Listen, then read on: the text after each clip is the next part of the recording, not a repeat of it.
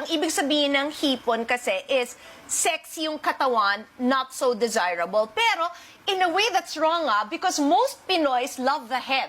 Diba? Sinisip-sip talaga yung ulo. Yes! Naghipon! Naghipon! Yes! Kasi, naghipon! Kayo lang ang marunong may isip. Tinanong ako, nakakaloka ng Tinanong ka? doktor bago niya ako saksakan ng kung ano-ano. Sabi niya, Ma'am, I hope you don't mind. Sabi ko, Okay. yes.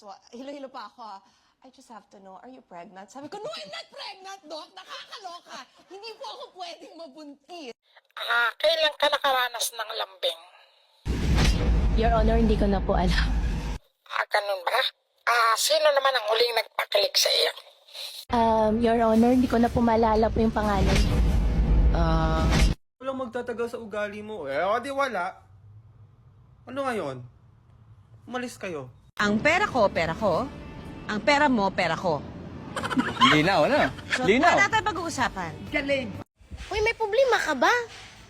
I-motivate mo sarili mo. Sino magmumotivate sa'yo? Ako? Ako? Ano ba kita?